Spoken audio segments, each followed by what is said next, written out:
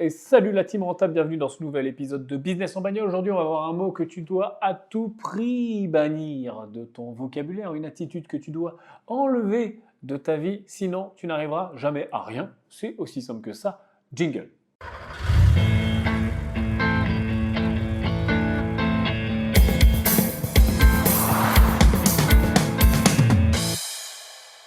Allez, salut la team, bienvenue dans ce nouvel épisode de Business en bagnole. Alors aujourd'hui, je vais te parler de plein de choses et notamment du pouvoir des mots. Et tu vas voir, je vais voilà, te donner deux, trois cas pratiques comme ça qui me sont venus en tête quand je pensais à toi pour ce podcast. Et puis voilà, je vais te donner un petit peu de news de ce qui se passe en ce moment. Aujourd'hui, tu l'entends, je suis toujours pas en voiture, je suis toujours dans mon bureau, mais c'est pas grave, je te souhaite une très bonne route si tu es en voiture. Je sais que beaucoup de gens écoutent ce podcast en voiture. Fais attention, mets ta ceinture et conduis prudemment si tu es au sport. Bon courage à toi.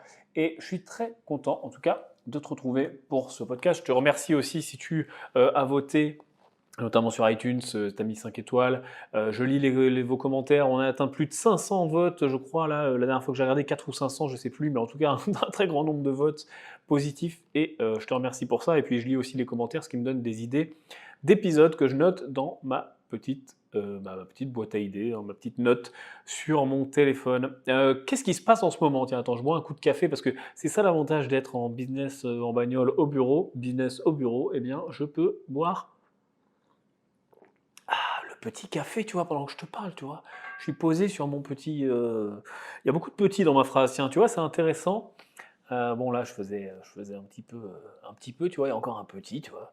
C'est intéressant parce que dans cet épisode, on va parler justement des mots et de l'utilisation des mots et ce qu'ils font sur ton cerveau et sur tes attitudes, etc. Tu vois, là, j'ai utilisé plein de fois petit, petit. Alors, est-ce qu'on était plutôt entre nous comme ça, en train de dire petit, ou est-ce que on est plutôt sur un abus de langage qui ferait que je ne devrais pas l'utiliser, tu vois?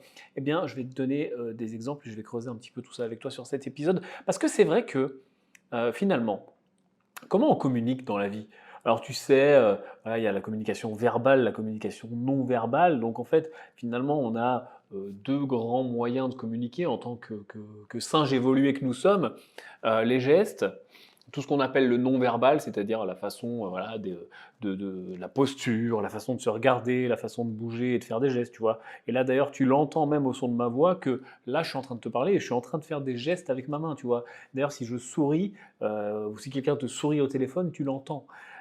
Donc tu vois, tout est intriqué entre notre langage et notre non-verbal. Alors non-verbal, c'est très bien, c'est très important, et c'est une très bonne compétence d'ailleurs que de savoir décoder le langage corporel, mais c'est pas de ça dont on va parler aujourd'hui, on va parler plutôt du reste, c'est-à-dire la partie justement verbale et la partie des mots et ce qu'ils veulent dire pour ton interlocuteur et aussi ce qu'ils veulent dire pour toi, pour tes clients, pour les gens qui sont autour de toi, ta famille, etc. Parce que le choix des mots est extrêmement important et on se rend compte d'ailleurs que finalement, plus on vieillit, enfin je ne sais pas si c'est quelque chose que ça te fait, moi ça me le fait en tout cas, j'étais peut-être meilleur avant avec les mots, tu vois, quand j'étais plus jeune et quand j'étais même encore, que ça soit au lycée ou les années suivantes, j'étais même meilleur en orthographe. Je trouve que à force d'être dans notre vie classique, actuelle, etc., finalement, on a, bah, voilà, je sais pas, notre cerveau évacue des parties de ce qu'on fait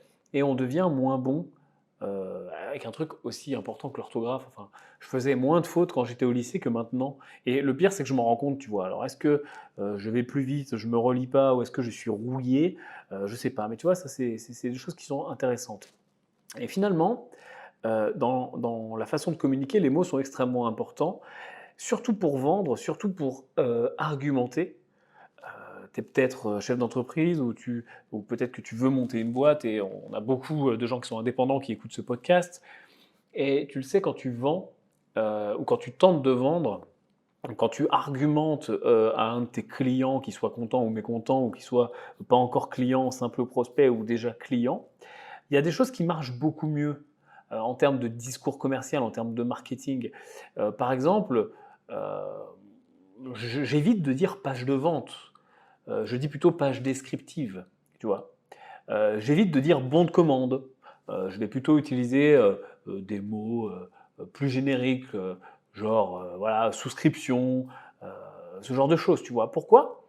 Parce que finalement, les gens aiment pas trop payer, tu vois. C'est-à-dire que d'ailleurs, payer, tu vois, c'est un mot que je ne vais pas trop utiliser et je fais en sorte de briefer mes équipes dans ce sens-là quand je le vois passer, c'est-à-dire qu'on va utiliser plutôt régler que payer. On va utiliser plutôt moyen de règlement que moyen de paiement. Euh, Pourquoi?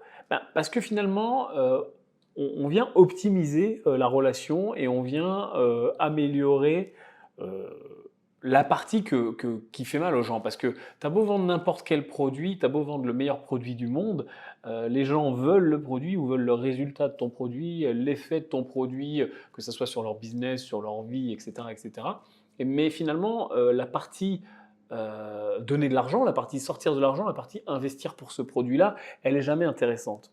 Euh, Pareil pour les abonnements, ben, tu vas avoir plutôt des inscriptions, tu vas plutôt inviter les gens à te rejoindre, etc. etc. C'est pas grand-chose comme ça. Dans une décision d'achat qui va être déjà prise, c'est pas ça qui va changer la face du monde, mais c'est une bonne attitude et une bonne habitude à prendre. Tu vois, encore une fois, le lapsus est révélateur et l'importance des mots. C'est une bonne attitude et une bonne habitude à prendre parce que sur des grands nombres, sur voilà, des relations commerciales de plusieurs milliers, plusieurs centaines de gens, ça va avoir quand même son impact. D'ailleurs, à l'écrit, c'est la même chose. À l'écrit, on peut convaincre, et d'ailleurs, les plus, bah, les marques les plus puissantes, les plus grosses, et depuis toujours, les marketeurs ont fait de la communication écrite, on fait des catalogues, on fait des lettres de vente, on fait bah, des pages web, des sites web. Et il y a une vraie discipline qui s'appelle le copywriting, que tu dois bien sûr connaître, qui est l'art, la discipline d'écrire des textes de vente capables de convaincre. Alors il y a plein de leviers, je ne vais pas du tout te faire un cours magistral de copywriting, mais il y a plein de leviers possibles, on peut jouer sur plein de choses.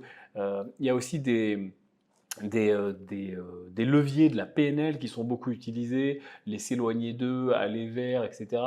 Toute cette utilisation des mots, d'ailleurs, je te motive à jeter un œil du côté de la PNL si tu t'intéresses à tout ça, du côté de l'hypnose conversationnelle, du côté de l'hypnose ericksonienne. En fait, c'est tout simplement des façons d'utiliser les mots qui permettent de générer des réactions ou en tout cas des sentiments ou en tout cas des états mentaux sur la personne qui va lire ton texte ou entendre tes mots et qui va bah, l'aider à passer à l'action, à faire telle ou telle chose, ou en tout cas l'aider à se représenter telle ou telle chose. Je t'avais déjà parlé dans un épisode précédent des questions, par exemple. Ça, c'est un très bon exemple, les questions. On n'arrête pas une question. Il est impossible, tu vois, pour ton cerveau d'arrêter une question. Et je t'avais, je crois, à l'époque pris l'exemple de qu'est-ce que tu ressens maintenant sous ton pied gauche? Tu vois, quelle est la sensation là maintenant tout de suite que tu ressens sous ton pied gauche? Tu vois, cette question-là, tu ne peux pas l'arrêter. Et ton cerveau est obligé de porter ton attention sur ton pied gauche ou sous ton pied gauche. Et je ne sais pas ce que tu as ressenti à l'instant dans ton pied gauche, mais ce que je suis certain, c'est qu'à un moment, là, il y a eu l'attention qui s'est portée sur ton pied gauche. Alors que ton pied gauche, là, maintenant, tout de suite, dans le podcast Business en bagnole, tu vois, c'est pas le truc sur lequel tu mettais ton focus à l'instant. Donc tu vois, tout ça, c'est un ensemble de techniques qui fonctionnent très bien et les questions fonctionnent très bien justement pour porter l'attention de la personne que tu veux convaincre, à qui tu veux expliquer quelque chose, à qui tu veux vendre quelque chose, peu importe. Hein. Comme d'habitude, hein, tu sais que je te mélange un petit peu les concepts parce que finalement tout se recoupe. Une vente n'est rien de plus que convaincre quelque chose, quelqu'un, et s'associer avec quelqu'un n'est rien de plus que montrer à ce quelqu'un que tu vas dans le même sens que lui, et ainsi de suite. Tu vois. Les questions sont très fortes pour dire voilà, tu peux finalement porter l'attention de quelqu'un sur à peu près n'importe quoi avec une question, comme l'exemple de mon pied gauche, comme finalement, est-ce que ça te gratte à l'oreille droite ou est-ce que plutôt tu ressens un petit souffle? Bon, alors là, c'est la deuxième fois que je te le fais, donc ça marche un petit peu moins, mais peut-être que finalement, ça s'est pas très bien porté ton attention sur ton oreille droite, mais c'était plutôt au niveau de cette sensation de gratouillis que tu as dans les cheveux. En bref, je vais arrêter de te faire des choses comme ça parce que c'est pas très agréable, et puis même moi, en plus, quand je le dis, c'est en train d'agir sur moi, mais tu vois l'idée. C'est-à-dire que si je te demande quelle est la dernière fois où tu t'es senti, je sais pas, où tu as senti que tu n'avais pas confiance en toi, quelle est la dernière fois où tu as eu super honte quand tu as parlé en public, par exemple, Voilà, tiens, je prends les exemples qui me viennent comme d'habitude. Est-ce que ça t'est déjà arrivé ou quelle est la dernière fois que tu as senti que tu n'étais pas à l'aise quand tu parles en public? Tu vois, ça pourrait être une super ouverture pour, par exemple, un séminaire en entreprise qui aiderait les gens à prendre la parole et à créer des belles présentations, par exemple. Voilà. Vous rappelez-vous de la dernière fois où vous avez été efficace en présentation ou alors au contraire vous avez éprouvé de la honte ou éprouvé de la timidité avant de passer devant votre entreprise, avant de parler devant tout le monde. Et puis après, hop, tu peux enchaîner sur s'éloigner d'eux, aller vers. Bon, allez, je t'explique ça un petit peu plus. C'est un levier de PNL qui est très connu. C'est-à-dire que dans une même phrase, dans un même argumentaire ou dans un même groupe de phrases, tu vas utiliser et s'éloigner de la douleur en question. Donc là, dans mon exemple, c'est bah voilà, imaginez que vous pouviez du jour au lendemain, suite à ce séminaire que je vous propose, ne plus jamais, donc s'éloigner d'eux, avoir peur de faire une présentation ou ne plus jamais bafouiller ou ne plus jamais voilà, être timide devant votre patron ou ne plus jamais rater un entretien d'embauche, bref, peu importe le s'éloigner d'eux, et le aller vers et obtenir votre augmentation que vous convoitez depuis toujours, et obtenir le poste de rêve dont vous rêvez, et obtenir enfin l'attention de vos collègues, blablabla. Donc s'éloigner d'eux, aller vers, ça fonctionne aussi très bien dans un argumentaire, que ce soit un argumentaire de vente ou que ce soit d'ailleurs un argumentaire tout court. Si par exemple, ton, tiens, je vais prendre un exemple avec les enfants, parce que c'est quelque chose qui fonctionne très bien avec les enfants aussi. Tu sais que, je ne sais pas si tu as des enfants, mais moi j'en ai pas en tout cas, mais je pourrais en côtoyer parfois. Je sais très bien que ça fonctionne bien sur les enfants, parce que les enfants sont finalement une version adulte un petit peu plus jeune et plus naïve, et donc forcément, tous ces leviers fonctionnent très bien sur eux, et ça te permet aussi de tester, si tes parents, tous ces leviers-là. Par exemple, si ton enfant ne veut pas prendre des cours de natation parce qu'il a peur, non pas, enfin il a peur de l'eau, ça oui, ok, mais il a aussi peur des cours en eux-mêmes parce que voilà, tu ne seras pas là, parce que le monsieur qui donne les cours, il ne le connaît pas, etc., etc. Tu vois, tu peux aussi utiliser ça, mais regarde, imagine, une fois que tu sauras nager, tu n'auras plus peur de l'eau, tu pourras aller voir, et puis je ne sais pas si le gamin il aime bien les dauphins, bah, tu pourras enfin aller vers, nager avec les dauphins, ah, on fera un voyage plus tard, etc. Tu vois, ça fonctionne très bien. Le choix fonctionne bien aussi. C'est-à-dire que, par exemple, je reprends l'exemple avec les enfants, parce que maintenant que je suis lancé, ça me donne plein d'idées. Un enfant qui ne veut pas ranger sa chambre, bah, plutôt que de lui dire range ta chambre, tu vas être puni, ou alors un enfant qui ne veut pas, je ne sais pas, faire s'habiller le matin pour aller à l'école, par exemple, bah, plutôt que de lui dire dépêche-toi de t'habiller, on va être en retard, etc., bah, lui demander plutôt est-ce que tu préfères le pull rouge ou le pull vert, ou quelle basket tu veux mettre aujourd'hui, les noirs ou les jaunes, ou est-ce que tu veux une casquette ou un bonnet. Et donc du coup, hop, tu vas tout doucement, tu vois, encore une question, bah, orienter son esprit, orienter son attention sur le choix, sur la question, et plus du tout sur le caprice qu'il est en train de faire, parce que lui, il voulait pas du tout s'habiller, il voulait pas du tout y aller, il était en train de te trouver des excuses. Et là, hop, par le choix de la robe rouge ou la robe bleue ou les baskets jaunes ou vertes, eh ben, finalement, tu as réussi tout doucement à réorienter les choses. Donc ça fonctionne très bien avec les enfants. Et d'ailleurs, toutes les orientations aussi vers le jeu fonctionnent bien avec les enfants. Bah, c'est beaucoup plus simple de faire ranger une chambre à un enfant en jouant, par exemple, plutôt que de dire tiens, range ta chambre, dépêche-toi, tu vas être puni. Bah, allez, on fait un concours, championnat du monde du rangeage de chambre. Si on fait en moins de 2 minutes, et ben voilà, t'as gagné, t'es le meilleur. Ou alors le dernier arrivé, c'est une crotte de nez, tu vois. Ça fonctionne bien avec les gamins, tu vois. Et donc du coup, euh, tout ça est transposable dans le monde adulte. Alors forcément, tu vas pas aller voir ton patron et lui dire, ou tes collègues et lui dire le dernier arrivé c'est une crotte de nez, mais forcément tu vas aussi pouvoir transposer des éléments de jeu, des éléments de challenge, ça peut être en chiffre d'affaires, ça peut être en nombre de contacts, c'est à adapter bien sûr à ton activité, mais ça fonctionne très bien aussi. Euh, qu'est-ce que je m'étais dit? Attends, laisse-moi réfléchir un petit peu par rapport aux mots, parce que les mots sont vraiment extrêmement puissants. Ah oui, à l'écrit, il fallait que je te parle de l'écrit. À l'écrit, et donc je reviens sur le copywriting, tu vois, on a encore fait une parenthèse comme on sait faire dans Business en bagnole. Le copywriting est donc l'art d'écrire et de convaincre à l'écrit. Souvent, Quand je regarde, parce que alors moi je suis peut-être un petit peu psycho, mais tu sais, j'aime bien, quand je lis par exemple un article, un publi-reportage ou quand je lis une pub ou quand je regarde, bon ça m'arrive rarement, mais une pub à la télé ou même au cinéma, tu sais, avant les films et cetera, je j'analyse, tu sais, j'essaie toujours de prendre du recul et de ne pas consommer le truc comme justement la personne lambda, mais de sortir un peu de l'équation et vraiment d'analyser ce qui se passe. Et ça, c'est super intéressant d'ailleurs. Et si tu veux aller peut-être plus loin et plus vite dans le business, je te recommande vraiment de faire ça, c'est-à-dire de ne plus avoir une posture de consommateur, mais de producteur. On en a déjà parlé, je crois, ensemble sur le podcast. Il y a une vraie différence entre être un producteur et un consommateur, et ça n'est pas uniquement un mot comme ça, c'est vraiment un état d'esprit. C'est-à-dire que soit tu subis entre guillemets et tu prends ce qu'on te jette et bon bah voilà tu consommes bêtement hein, entre guillemets, ou soit tu as cette posture de producteur. Et producteur ne veut pas dire forcément je produis voilà l'iPhone, j'achète l'iPhone, je suis un consommateur. Mais c'est pas pour ça que je peux pas avoir une posture de producteur, c'est-à-dire de regarder et de comprendre pourquoi j'achète cet iPhone et quels sont les leviers marketing qui sont utilisés sur moi. Ça m'empêche pas de l'acheter et ça m'empêche pas. Alors après, tu le vois comme tu veux, hein, tu dis ouais, tout le monde est pareil, vous êtes des moutons, nanana. Je suis pas trop dans ce délire-là, mais par contre, j'analyse mon achat. J'analyse le marketing, ce qui marche sur moi, ce qui marche pas, ce qui marche sur les autres, etc. etc. Et c'est vraiment super intéressant. Et pourquoi j'en ai à te parler de ça? Oui, j'en ai à parler de ça pour le copywriting et justement pour la façon d'écrire.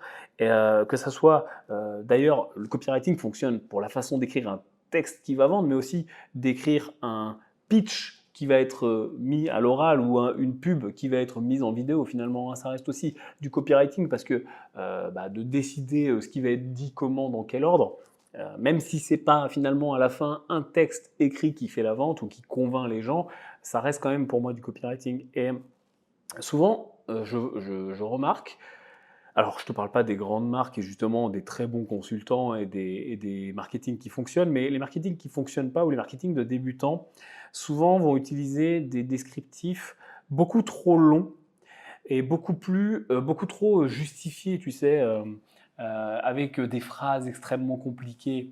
Et on a envie, au début, quand on débute dans l'exercice, de over-justifier et d'être très descriptif, de rajouter des features, des tirets, par exemple pour dire, voilà, ma voiture, elle a des sièges en cuir.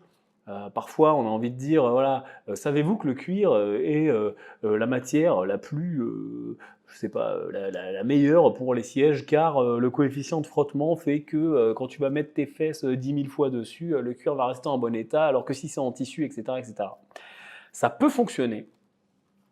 Ça peut d'ailleurs être une approche sur un focus, sur une vraie spécialité. Voilà, si ma boîte vend en effet des sièges en cuir, des couvertures, des changements de sièges en cuir, oui. Mais si ma boîte vend des voitures, est-ce que j'ai envie d'over décrire juste le siège en cuir?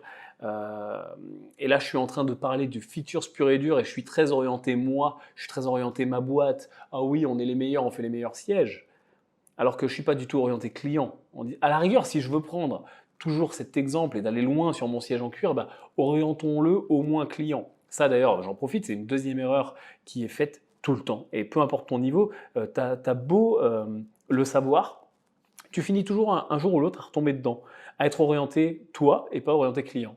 Là, typiquement, bah, mes sièges en cuir, ils sont orientés moi, tu vois. Ouais, ils sont super résistants, on a le meilleur cuir de toute la région, de toute la côte ouest de Dunkerque.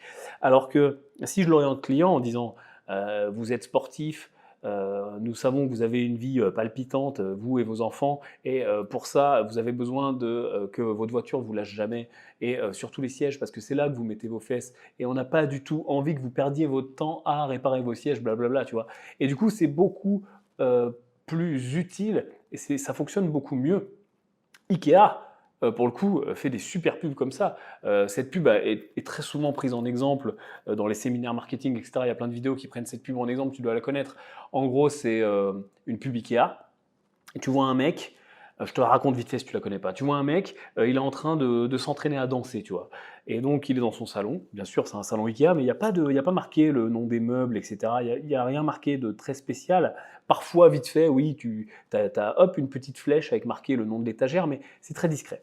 Et donc, tu as un mec en train de danser, comme ça, tu vois, il s'entraîne à danser, tu vois, il est en train de faire de la salsa, il rate, il reprend, il recommence. Après, il fait venir des gens chez lui, il boit l'apéro avec ses amis, il se fait conseiller sur les pas de danse, hop, etc. Et tu vois qu'il est stressé, tu vois que ça lui tient vraiment à cœur d'apprendre à danser. Et puis le spot continue, etc. Il y passe des dizaines de jours à apprendre à danser, à devenir vachement meilleur. Et puis un beau jour, euh, il met son plus beau costume, tu vois qu'il est super stressé, il achète un bouquet de fleurs et il va sonner à une porte. Et bien sûr, tu t'attends à ce qu'il aille inviter sa femme, enfin, qu'il aille convoiter sa belle, tu vois, et qu'il y ait une belle jeune fille qui ouvre et qui l'emmène au bal. Et c'est pour ça qu'il s'est tellement entraîné à danser. Et en fait, non, c'est sa grand-mère, et donc il va juste danser avec sa grand-mère, et voilà. Et la pub est très orientée, tu vois, t'es un mec bien, voilà, il va faire danser sa grand-mère, etc. Et pas du tout produit. Ouais, il y a juste des meubles Ikea en fond.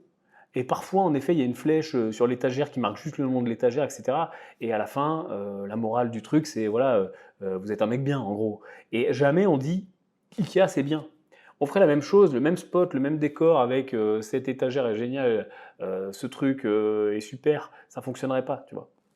Donc, euh, être orienté client fonctionne très bien. Et diminuer la complication. Souvent, je vois aussi des phrases qui sont tournées à l'envers. Et d'ailleurs, je fais régulièrement cette erreur. Par exemple, de dire, je sais pas, tu veux vendre une photocopieuse et tu veux dire que bah, la photocopieuse fait les meilleures photocopies, tu vois. Et au lieu de dire, bah, justement, cette photocopieuse fait les meilleures photocopies, tu vas dire, les photocopies sont importantes, point. Euh, donc, dans cette optique, notre photocopieur, nous y avons mis 10 ans d'expérience, etc., etc. Alors que finalement, de dire tout simplement cette photocopieuse fait les meilleures photocopies, ça aurait été plus court, plus concis, plus facile. Et ce qui est difficile en fait quand tu te mets en situation d'écrire un texte sur un produit que tu connais ou de convaincre quelqu'un sur quelque chose que tu connais face à quelqu'un qui ne le connaît pas forcément. Parce que là, ta photocopieuse, peut-être que toi, tu la connais parce que c'est ton produit, ça fait 5 ans que tu travailles dessus, mais tu essaies de la vendre à quelqu'un pour qui, lui, bon, bah, il ne sait même pas si la photocopieuse, qu'est-ce qu'elle a en plus, est-ce qu'elle est moins chère, est-ce qu'elle est mieux. Et donc, du coup, quand tu vas la décrire, tu vas tomber dans l'over-justification, tu vas tomber dans des phrases de plus en plus compliquées, etc. etc. Vraiment, entre plusieurs versions d'un texte, quand je veux vraiment impacter sur un texte, ça peut être d'ailleurs même un mail, hein. Même sur un mail, quand tu veux convaincre quelqu'un, quand tu veux amener quelque chose, par exemple, tu veux faire venir des gens sur un de tes événements pour être speaker, ou tu veux aller chercher quelqu'un pour un partenariat. C'est un très bon exercice que d'écrire ton mail une première fois et ensuite de le relire, tu sais, pour correction des fautes, etc., comme d'habitude, mais quand tu le relis, tu te forces à raccourcir les phrases. Et tu verras que ça fonctionnera très bien et tes mails auront beaucoup plus d'impact avec des phrases plus courtes. Et deuxième exercice dans la même relecture, de tourner les trucs côté client, ou en tout cas côté de la personne que tu veux convaincre. Plutôt que de dire nous sommes leaders sur notre secteur dans le domaine de la photocopieuse, eh bien, tourne ça côté client. Vous avez besoin des meilleures qualités de photocopie parce que vous êtes une entreprise qui fait des plans de fusée. Et on sait très bien que pour les plans de fusée, il faut être super précis. Vous avez raison. Et hop, boum, forcément, après, tu vas sur tes features. Vous oui, notre photocopieuse, elle a la meilleure définition. Donc tout ça, c'est des choses qui sont intéressantes. Il y a aussi un truc qui est le oui mais. Le oui mais, il est horrible. Et d'ailleurs, on le fait tous. Je ne sais pas si tu le fais, moi je le fais beaucoup, et notamment à l'oral. Euh, le oui mais, il est pas possible en fait. Parce que quand tu dis oui mais, c'est comme si tu disais non, ou c'est comme si tu disais peut-être. Tu vois. Pourquoi oui mais? Ces deux mots ne vont pas ensemble en fait. Euh, oui mais, ça fonctionne pas. Il y a des cependant, des peut-être, des évidemment, des il se peut que. Mais oui mais, euh, ça sonne mal pour ton interlocuteur. C'est-à-dire que tu es en train de lui dire oui, sous-entendu ta gueule, mais voilà, c'est là que ça commence en fait. Alors que si tu disais cependant, peut-être, je partage votre avis ou je ne partage pas votre avis, ou alors je partage une partie de votre avis, mais euh, ça sonne beaucoup mieux. Encore une fois, c'est un tout petit détail, mais le oui mais, d'ailleurs, les enfants utilisent beaucoup le oui mais, hein. En gros, ils disent oui parce que ça te fait plaisir qu'ils te disent oui, et ensuite c'est le mais. C'est comme le c'est pas mal d'ailleurs, le c'est pas mal, on l'utilise beaucoup. Si tu fais du management, le c'est pas mal avec tes équipes, c'est dévastateur, hein, et pourtant on le dit tous, c'est un vrai abus de langage, c'est pas mal. Enfin, c'est bien quoi, c'est bien, bravo, oui, je valide, tout ce que tu veux, je suis d'accord avec toi, tout ce que tu veux, mais c'est pas mal. C'est comme oui, mais en fait, tu as deux mots qui vont pas ensemble. C'est-à-dire que c'est mal ou c'est bien, mais c'est pas mal. Là, en plus, tu as un mot négatif, enfin, tu vois, ça fonctionne pas. C'est comme le impossible. Impossible aussi fait partie de ces mots que j'aime bien bannir parce qu'il est très extrême. C'est-à-dire que il n'y a pas 50 solutions d'utiliser impossible de la bonne façon. Si tu l'utilises impossible à chaud, comme ça, genre il y a un mec de ton équipe ou un de tes salariés ou ton patron ou qui tu veux qui te dit fais ça, tiens si on faisait ça, est-ce qu'on pourrait pas faire ça, est-ce qu'on pourrait pas creuser cette idée? Impossible. Alors déjà, bah, tu mets fin au truc, quoi. C'est-à-dire que tu te mets direct en opposition. Donc, soit tu mets fin au truc et on n'en parle plus, soit tu t'attires bah, du coup une opposition et donc c'est parti, il va falloir négocier, argumenter, se prendre le chou, euh, ou soit tu te fermes des portes. Donc, en général, j'essaie de bannir vraiment impossible et de temporiser. C'est-à-dire, même si c'est impossible, il vaut toujours mieux temporiser, que ce soit avec un client, d'ailleurs, avec un fournisseur, avec ce que tu veux, de dire ok, ça me semble peut-être compliqué, ou ok, j'ai besoin de prendre un peu de temps pour penser à ça, pour faire une proposition, j'ai besoin de prendre un peu de temps pour voir avec mes équipes, il faut qu'on travaille sur une possibilité, tu vois, je travaille sur une possibilité, je ne suis pas impossible, on va trouver autre chose, tu vois. C'est-à-dire que je, tu, c'est très simple. Toi, le travail va être le même. C'est-à-dire que tu vas te réunir avec tes équipes et puis bah, tu vas dire ok, là ça marche pas, essayons de contourner. Mais en tout cas, pour ton interlocuteur, que ce soit ton client ou ton patron finalement, bah, c'est beaucoup plus agréable à entendre. On va vous faire des propositions, on va travailler, on va faire avancer le truc, que impossible, mais peut-être. Tu vois, oui mais. C'est un petit peu la même chose. Vraiment, ça fait partie des mots. Si tu les bannis, pareil, hein, ça a l'air de rien, hein, mais si tu les bannis de ton langage et que tu travailles dessus, parce que c'est pas juste en écoutant ce podcast que tu te dis ouais, bon bah ok, je le dirai plus et c'est fini. C'est-à-dire que tu vas l'oublier, peut-être tu vas t'en rappeler une journée, après c'est parti. C'est-à-dire qu'il faut vraiment se faire ta liste de mots là. Je pense que le oui mais c'est une très bonne idée. De plus le faire. Le impossible, c'est une vraiment très bonne idée de plus le faire. Le c'est pas mal, c'est une très bonne idée de ne plus le faire. Et puis j'en ai encore un qui arrive un petit peu plus tard, qui est celui qui peut te tuer, que je vais aussi te garder juste pour après.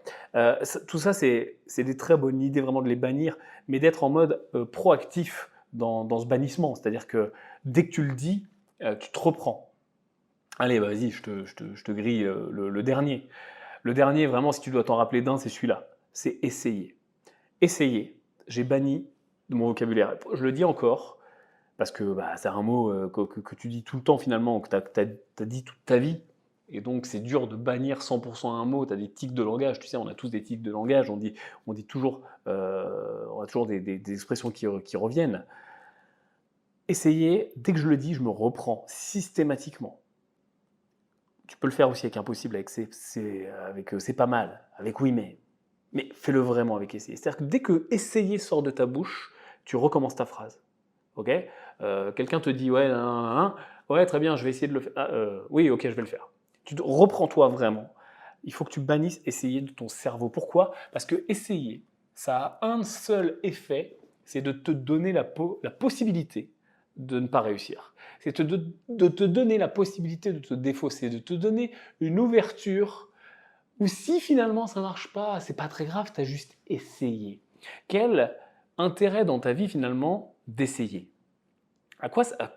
Qu'est-ce que ça t'apporte d'essayer plutôt que de faire? Il vaut mieux faire et rater et en tirer les conséquences et tous les enseignements qui viennent avec tout ça, et tu connais l'histoire, que d'essayer. Parce que essayer, tu t'ouvres la porte à pas réussir. Tu t'ouvres la porte au peut-être. Si ça marche pas, c'est ok. tu te laisses une porte. On ne veut pas se laisser une porte. Et puis tu sais, euh, entre faire et essayer, finalement, il n'y a aucune différence. Sauf que quand tu fais, tu vas peut-être être un petit peu plus persévérant que quand tu essayes. Quand tu essayes, finalement, bah, tiens, je vais essayer de faire du vélo. Imaginons que je ne sache pas faire de vélo. Bah, si j'essaie de faire du vélo, je tombe, j'arrête, parce que je suis tombé, j'ai pas réussi. J'ai essayé, j'ai pas réussi. Quand tu es enfant, tu n'essayes pas de faire du vélo. Tu apprends à faire du vélo. Et tu tombes, et tu tombes, et tu tombes. Et ça fait partie du processus. Tout ce que tu essayes, tu ne vas pas l'apprendre. Tu vas le tester. Ah, essayer, ça fait partie de tout ce champ lexical de tester, de peut-être, de tiens, d'ailleurs, je vais faire un truc marrant, tu vois, regarde, j'ai mon ordi pas loin. Tiens, je vais aller sur Google avec toi. Hop, Google. Et je vais faire un petit synonyme, essayer, juste pour voir un petit peu où est-ce qu'on se trouve là. Alors, essayez tous les synonymes, synonymo.fr, parfait. Alors, j'ai quoi? J'ai cherché. Quand je fais, j'ai pas envie de chercher plus que ça. J'ai aventuré, ouais. J'ai goûté, j'ai hasardé. Hasardé. Je vais m'hasarder à faire un truc. Est-ce que vraiment, quand je fais quelque chose, je veux m'hasarder, tu vois? J'ai prospecté, préludé, risqué. S'évertuer, s'efforcer, ouais, mais c'est pareil, hein, ça m'emballe pas tout ça. Se risquer. Après, bien sûr, j'ai tout plein d'autres synonymes, hein. Tâtonner, tâter, vérifier, tester, tenter, tendre vers. Je vais tendre vers ça. Tiens, je vais tendre vers monter ma boîte. Est-ce que tu veux monter ta boîte? Est-ce que tu veux réussir? Est-ce que tu veux tendre vers un chiffre d'affaires ou est-ce que tu veux atteindre ce putain de chiffre d'affaires? Vraiment, essayer, tu dois bannir ce mot. Tu ne dois pas essayer de bannir ce mot. Tu dois bannir ce mot. C'est pareil. Tiens, je vais essayer de plus dire essayer. Ok, bah, je vais commencer à dire essayer. Je vais faire ah merde, putain, j'ai dit essayer. Ah bah, j'ai pas réussi d'essayer de dire essayer. Non, je ne vais, putain de merde, plus dire essayer jamais. Et quand j'ai une phrase, parce qu'on est humain et c'est tout, on est tous pareils, qui sort avec essayer, je vais tout de suite me reprendre. En rendez-vous avec des clients, avec des partenaires, avec qui tu veux, des fois ça sort parce que des fois tu es plus ou moins sûr de toi, etc. Essayer, c'est un truc qui est très rassurant, tu vois. Essayer, c'est un peu le doudou. Tiens, parfois je dis aux investisseurs IMO, si tu me suis pour l'IMO, tu dois le savoir, que ça sert à rien d'aller voir un banquier, le banquier n'est pas un doudou, et ça sert à rien d'aller voir le banquier pour se rassurer avant de faire une opération. Genre, tu vois, est-ce que je peux emprunter? Est-ce que mon profil est bien? Quelle est ma situation? Quelle est ma capacité d'endettement? Ça sert à rien. Le banquier, c'est pas un doudou. C'est-à-dire, dans le pire des cas, il va te dire une connerie parce que de toute façon, tu n'as rien à lui mettre sous la dent. Ou alors, ça se trouve, il n'est pas, tu sais, comme c'est difficile de trouver un bon banquier quand tu es investisseur IMO, on peut te dire noir ou blanc dans deux agences différentes, ça peut changer du tout au tout. Ou un mec qui va te dire oui pour te rassurer, puis après il va te dire non. Ou quoi qu'il arrive, il n'y a pas assez de data, et puis toi, tu as demandé pour 200 000, et ça se trouve, tu vas trouver un truc à 400 000. Bref, tu perds ton temps. Et en plus, le banquier aussi perd son temps. Le banquier, c'est pas un doudou, il déteste faire ça. Donc c'est complètement débile d'aller voir un banquier avant de trouver un bien juste pour se rassurer. Le banquier n'est pas un doudou. Ben, essayer, c'est un doudou, c'est pareil. C'est-à-dire, voilà, je suis là, ouais, je vais essayer. Je vais essayer de plus dire essayer. Donc vraiment, reprends-toi. Et tu verras qu'en plus, tu passes pas pour un con. Parce qu'au début, quand j'ai commencé à le faire, je me suis dit, putain, je vais me reprendre dans un rendez-vous. Tiens, on va essayer de le faire. On va le faire. On passe à l'action et on revient vers vous avec une proposition. Et bien finalement, ton interlocuteur en face se rend compte de ce que tu es en train de faire. C'est-à-dire qu'il a très bien vu que tu avais dit essayer et que tu t'étais repris et que non, tu ne vas pas essayer en fait. C'est-à-dire que non, je ne vais pas essayer. Je l'ai dit sans faire gaffe parce que c'est un abus de langage, non, je ne vais pas essayer. Je vais revenir vers toi avec une putain de proposition, je vais travailler dessus avec mon équipe. Et si c'est impossible, et même si c'est impossible vraiment, encore une fois, on ne va pas dire impossible. Même si c'est impossible, on ne va pas utiliser impossible. En tout cas en clientèle ou en tout cas avec un partenaire ou même si toi, tu as envie, parce qu'encore une fois, tous ces mots n'agissent pas que sur les autres, ils agissent aussi sur toi et sur ce que tu te laisses la possibilité de. Et impossible finalement, même si c'est impossible. Allez, allons-y, même si ça l'est, on ne va pas l'utiliser. On va chercher des moyens de contournement. On va faire en sorte que ça devienne possible. On va tout faire pour trouver une solution. On va être en mode résolution de problème et pas problème. Souvent, ça m'arrive, on vient me voir, on me dit Yann, voilà, j'ai ce problème-là, j'ai ça, je suis bloqué. Là. Et ça m'arrive de dire mais ne viens pas vers moi avec des problèmes, viens avec moi avec des solutions. C'est-à-dire que si tu viens vers moi avec un problème, c'est très bien, hein, c'est obligatoire. C'est-à-dire qu'au bout d'un moment, dans une relation, qu'elle soit de travail ou peu importe, il est bon de mettre en avant les problèmes et de chercher des solutions. Mais justement, c'est ça qui est intéressant, c'est de venir avec et un problème et tout de suite des solutions. En tout cas, des solutions potentielles ou tout un tas de solutions. Voilà, j'arrive avec le problème, je suis bloqué là, on est bloqué sur ce truc-là, on n'arrive pas à faire ça, on a quelqu'un qui nous a lâché, et tout de suite des solutions. Et ça sera très bon pour toi, tu verras aussi, d'éduquer tes équipes, tes associés, peu importe qui travaille avec toi, et pas que dans le travail d'ailleurs, même tes enfants, qui tu veux, et toi-même, si tu te lances, tes artisans, tes banquiers, peu importe, d'être dans ce mood-là. C'est-à-dire, tu arrives avec un problème et tu arrives forcément aussi avec des solutions potentielles. Parce qu'en plus, tu vas responsabiliser les gens. Ça veut dire qu'ils ne vont plus arriver vers toi en mode tu es le sauveur, tu es le manager, le patron, l'investisseur, le ce que tu veux. Euh, mais vers, ok, tu es la personne qui va trancher, parce qu'il faut bien quelqu'un qui va trancher, mais je suis responsabilisé, je n'arrive jamais avec un problème brut, parce que là, finalement, tu es en train de te faire bouffer ton temps. C'est-à-dire que si tu donnes l'habitude à tes équipes, alors je ne dis pas que ça n'arrivera jamais, je ne dis pas que ça ne doit pas arriver, parce que forcément, des fois, en effet, tu as la réponse et tu peux la donner tout de suite. Mais si tu donnes l'habitude à tes équipes, aux gens qui travaillent avec toi, à tes associés, à qui tu veux, peu importe, que ce soit dans le business, dans l'investissement et dans tout ce qui nous intéresse, de venir vers toi en mode tu es le saint sauveur, le débloqueur ultime qu'a la connaissance, tu les tires pas vers le haut du tout, et toi non plus d'ailleurs, parce que toi tu te ralentis, tu te perds du temps, tu te laisses phagocyter ton temps, et tu tires pas et tu responsabilises pas les gens en mode je vais te donner des solutions en plus du problème et tu vas trancher. C'est-à-dire que sois plutôt un trancheur qu'un solutionneur ultime, tu vois. Et, euh, et mets aussi dans la tête des gens que tu côtoies cette interdiction d'essayer.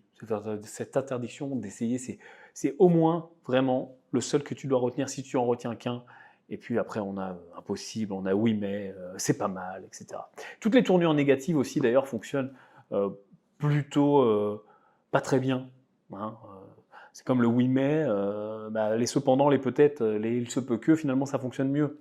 Eh ben, les tournures négatives sont très facilement retournables en tournures positives. Ça fonctionne aussi bien, mais ça on en a déjà parlé, puis tu connais, c'est peut-être un petit peu plus, voilà, un petit peu plus basique, donc on va pas s'attarder dessus. Il y a aussi quelque chose d'intéressant, tiens, peut-être pour clôturer ce podcast, c'est tous les dès que j'ai le temps et j'ai pas le temps, je peux pas le faire, j'ai pas le temps, j'ai pas le temps, j'ai pas assez de temps, il y a jamais assez de temps, le temps, le temps, le temps. Ça, c'est quelque chose qu'on fait tous aussi, parce que plus on commence à être overbook et plus on commence à avoir un nombre de projets importants et plus on sature notre mémoire vive. Moi, je vois ça vraiment comme un ordinateur, tu sais, avec de la mémoire. Tu sais, il y a plusieurs types de mémoire sur un ordinateur. Tu as le disque dur ou le SSD maintenant, mais en tout cas, tu as la mémoire, on va dire, long terme, qui est une mémoire où on stocke les informations. Là, hein, l'ordinateur va écrire les informations, elles sont là pour y rester longtemps, hein, entre guillemets, schématiquement, c'est comme ça que ça se passe. Et il y a une mémoire qu'on appelle de travail, une mémoire cache, une mémoire tampon, une mémoire plutôt court terme, c'est la RAM dans un ordinateur, c'est-à-dire que c'est la mémoire de travail. C'est-à-dire que voilà, si j'ai besoin de stocker quelques opérations pour pas longtemps, le temps d'aller chercher d'autres opérations justement et faire des opérations plus complexes, voilà, j'en stocke une partie là, hop, je vais chercher, hop, je vais peut-être chercher un truc sur le disque dur dans le long terme et hop, hop, hop, je fais mes opérations, etc., etc. Donc c'est vraiment une mémoire court terme, une mémoire long terme, un petit peu d'ailleurs comme fonctionne le cerveau. Bon après, le cerveau est encore loin d'être 100% connu, mais il y a aussi cette notion-là dans le cerveau. Et finalement, quand tu as des projets qui se démultiplient, qui sont de plus en plus gros, des organisations qui sont de plus en plus grosses, avec des planifications de projets sur des temps de plus en plus longs, et aussi un nombre de gens dans tes équipes de plus en plus important, forcément, bah justement, les problèmes vont remonter. Et tu vois, et c'est marrant, en plus, j'avais pas du tout prévu cette transition, mais tu vois, si tu fais pas ce que je t'avais parlé avant, en mode les gens viennent avec que des problèmes et pas des solutions potentielles, ben, ça va encore te rajouter encore plus de briques finalement en cours, tu vois. Et tu vas pas avoir des choses à long terme dans ton disque dur long terme, tu vas avoir ta RAM qui va grossir.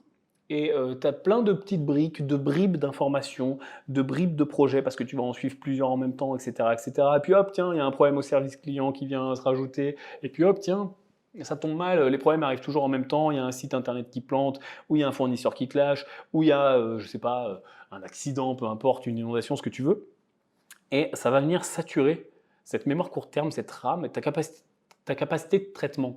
Et en effet, tu ne peux pas traiter plus de tâches qu'un cerveau humain peut traiter, hein. On est tous pareils, on est à peu près égaux, hein. Le nombre d'opérations faisables par un cerveau humain, d'ailleurs, comme le nombre d'opérations faisables par un microprocesseur, ben, au bout d'un moment, c'est limité. Et une fois que tu as atteint le max, tu vas être en surchauffe, quoi. Et alors, il y a plusieurs façons de le traiter.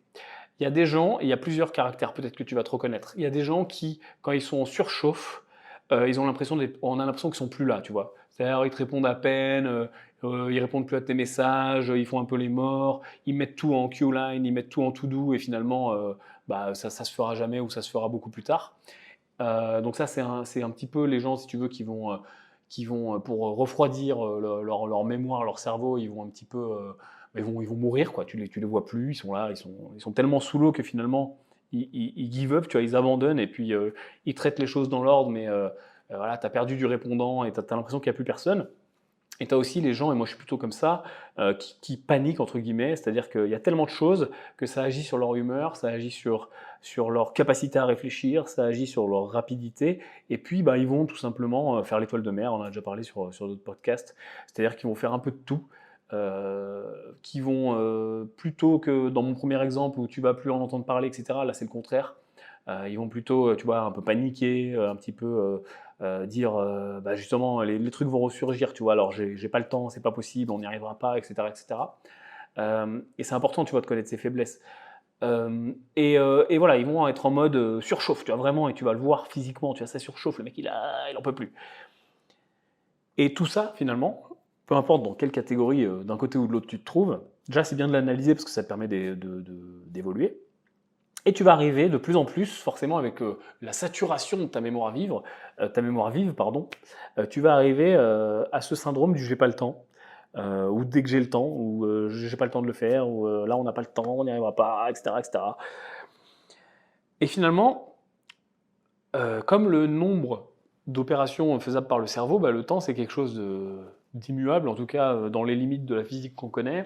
On a tous à peu près le même, en tout cas si on se déplace tous à la même vitesse, ça c'est une private joke pour les geeks, mais voilà, les journées font à peu près pour tout le monde le même nombre de minutes, et on trouve toujours le temps pour les choses importantes. Tu trouves le temps de respirer, tu trouves le temps de dormir, sinon tu meurs au bout d'un moment. Tu vas pas me dire, ouais, je dors pas, je dors jamais. Non, c'est pas vrai. Il faut rire les entrepreneurs qui disent, ouais, moi je dors pas, je dors jamais. Mec, quand tu n'auras pas dormi, quand tu auras dormi 2 heures pendant 6 jours, je te garantis que ton corps il va te faire dormir, ou alors tu vas crever, ou alors tu vas faire un malaise, mais ça va pas fonctionner, c'est pas pérenne sur le long terme. Donc finalement, le temps pour les choses importantes de base, pyramide de Maslow, hein, dormir, respirer, manger, tu le trouves. Et les choses un peu moins importantes, mais quand même toujours très importantes, genre, je sais pas, parler à tes enfants, leur faire un bisou le soir, aller voir ta femme, ou peu importe ce qui est important pour toi, tu le trouves aussi. Donc on trouve le temps pour les choses importantes. C'est juste qu'il y a une hiérarchisation des tâches qui est à faire. Et il y a aussi une conscience, et c'est pour ça que je te parle de finalement les deux catégories de gens.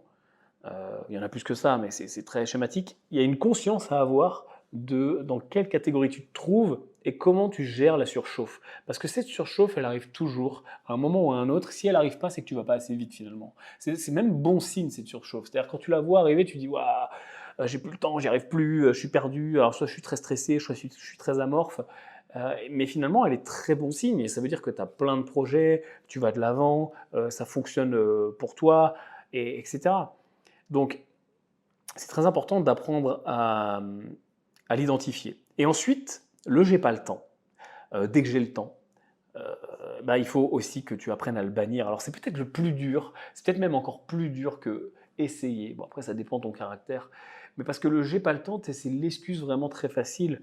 C'est juste en fait que ça n'est pas prioritaire pour toi, ou ça n'est pas prioritaire pour ton entreprise, ou ce n'est pas prioritaire dans la liste des tâches de cette semaine, ou ce n'est pas prioritaire dans la gestion de ce projet, ou éventuellement c'est pas le moment par rapport au déploiement de telle ou telle chose, ou c'est quelque chose qu'on va faire mais qui sera beaucoup plus loin. Souvent on n'ose même pas dire voilà, et là je vais parler par exemple pour les partenariats. Euh, Moi avant très récemment j'avais beaucoup de mal à me dire je vais faire un partenariat Q4 dans un an, tu vois. C'est-à-dire qu'on parle de presque 2 ans, tu vois. Ou je vais faire quelque chose à plus de 3 mois, à plus de 6 mois. Tu vois, j'étais en mode oui ou non, maintenant ou jamais. On y va à fond ou on n'y va pas. J'avais beaucoup de mal à structurer euh, finalement une gestion de projet qui puisse durer un an et demi, avec une vraie vision à un an et demi. Mais si tu ne te forces pas à mettre ça en place et à tenir la barre comme le bateau qui traverse l'Atlantique, tu vois, le bateau qui traverse l'Atlantique, c'est pas un jour, 2 jours de navigation, c'est je sais pas combien de jours d'ailleurs, une semaine ou j'en sais rien. Donc, le truc c'est que si tu vois pas plus loin, tu n'arriveras jamais au bout de la traversée de l'Atlantique, tu vois. Tous les gros projets qui finalement pourraient fonctionner pour ta boîte, qui pourraient fonctionner dans ta vie, etc., tu les feras pas parce que tu es juste en mode court terme, tu es juste en mode j'ai pas le temps. Donc il faut que tu sois très en phase avec cette hiérarchisation. D'ailleurs, on en a parlé dans un podcast très récent où on parlait de découper et de mesurer. Finalement, ça colle avec tout ça. D'ailleurs, si tu découpes et que tu mesures, tu n'auras plus ce problème de j'ai pas le temps. C'est-à-dire que toi, en tout cas, tu pourras hiérarchiser les choses. De dire, OK, là, de façon objective, j'ai découpé, j'ai mesuré, bah, l'ordre des choses, c'est ça. J'ai beau tourner le truc dans 50 positions, l'ordre des choses, il est là. Donc une fois que j'ai l'ordre des choses, il suffit juste que je sache combien de temps prennent ces choses. Donc je mets des heures, là, il y en a pour 10 heures, il y en a pour 1 heure, il y en a pour une journée de travail, etc. etc. Et puis après, j'ai un planning. Et en effet, là, si on vient me rajouter quelque chose, oui, objectivement, j'ai pas le temps. Mais je ne vais pas utiliser j'ai pas le temps. Je vais assumer. C'est-à-dire que oui, ok, je viens de hiérarchiser, découper, oui, j'ai pas le temps. C'est-à-dire que mon planning, objectivement, oui, d'accord, ça ne rentrera pas. Mais c'est pas comme ça qu'il faut le voir. C'est plutôt, ok, le truc arrive, est-ce que oui ou non déjà il faut le faire? Parce que ça peut être juste une opportunité, il faut aussi savoir dire non. Rappelle-toi que plus tu avances et plus tu vas devoir dire non à un pourcentage élevé de sollicitations. Et ça s'arrête jamais, hein. C'est-à-dire que plus tu es connu, grand, fort, musclé, beau, mannequin, chef d'entreprise, riche, tout ce que tu veux, hein, tous les finalement sous-jacents de superlatifs, et plus tu vas devoir dire non à des opportunités. C'est comme ça, c'est la vie, tu as une espèce de courbe inverse, là, il faudrait que je m'amuse d'ailleurs à faire un post sur les réseaux sociaux avec une courbe, c'est comme ça. Donc, première étape finalement, est-ce que je le fais ou pas? Et ensuite, deuxième étape, si je le fais, ben, le j'ai pas le temps, ça va être une excuse à ce moment-là, puisque j'ai décidé que ça valait le coup. Donc à ce moment-là, c'est très objectivement, là oui, jusqu'au 4 octobre, ben, ça ne passe pas dans les plannings des équipes. Ou alors à ce moment-là, rappelle-toi, on a parlé aussi de production, capacité de production, ben, peut-être qu'il faut que je rajoute de la capacité de production pour le faire rentrer. Ou alors, ben, objectivement, ça sera plus tard. Voilà. Donc on trouvera le temps. C'est beaucoup mieux de dire, plutôt que de dire j'ai pas le temps, de dire on va trouver le temps en février. Alors ouais, hein, peut-être que si on est en octobre, eh ben, on va trouver le temps en février, ou on va le faire en février, ou on va mettre en place un planning pour exécuter ce truc-là en février. Bah, c'est un peu chiant, parce que si tu es comme moi, que tu aimes bien quand ça va vite, etc., putain, quand tu es en octobre et que tu parles de février, c'est un peu décourageant peut-être, mais ça va fonctionner beaucoup mieux que du j'ai pas le temps. Et ça, je sais pas pour toi, mais tout le monde le dit, et c'est un vrai travers dans les entreprises, dans les business, en management, en tout ce que tu veux. C'est-à-dire que, en tant que toi manager, en tant que toi chef d'entreprise, en tant que toi chef de projet, tout ce que tu veux, tu dois te l'imposer dans ce sens-là. Et en tant que toi et tes équipes, ou en tout cas en tant que personne à qui on va reporter, tu vas devoir être un petit peu malin, être un petit peu filou, entre guillemets, pour faire en sorte que quand il y a un j'ai pas le temps, quand il y a un ça rentre pas, quand il y a un c'est pas possible, quand il y a un on va essayer, de faire passer le message, de faire passer la pilule de attention, ça serait mieux de et reformuler en fait. C'est-à-dire que quelqu'un qui te dit on va essayer, si tu la joues, quelqu'un de ton équipe par exemple, lui dit voilà, ça serait super bien si on faisait tel communiqué de presse, on pourrait l'envoyer à tous les journalistes, etc. Et puis on pourrait faire le buzz autour de notre produit. Et si la personne en charge du communiqué de presse te dit ouais, on va essayer, et bien plutôt que de lui dire ah, mais tu sais, on ne dit pas on va essayer, c'est complètement nul, etc. Ça ne fonctionne pas, bah, reformule. Dis non, on va le faire, ça va être génial. Ou non, on va le mettre en place en semaine 12 parce qu'en ce moment, on n'a pas la possibilité, tu vois, on n'a pas dit on n'a pas le temps. Ou alors, en ce moment, encore mieux, pas de négativité, eh ben, on a d'autres projets aussi très intéressants, où on a d'autres priorités, et on va le faire, tu vois. Et juste le fait de reformuler, aussi tu vas montrer à tes équipes, ton interlocuteur, peu importe, ton enfant même, que bah, tu n'utilises pas essayer. Ça ne fait pas partie de ton vocabulaire. Et tu verras que ça fonctionnera très bien. Et encore une fois, notamment avec tes clients. Et écoute, voilà tiens pour le podcast d'aujourd'hui. Très très axé euh, façon de penser, mindset et développement personnel. Mais si ça te plaît, écoute, on continuera. Comme d'habitude, je suis preneur de tes retours. D'ailleurs, j'en ai eu pas mal dernièrement sur Instagram. Merci à tous ceux qui m'envoient des messages sur Instagram.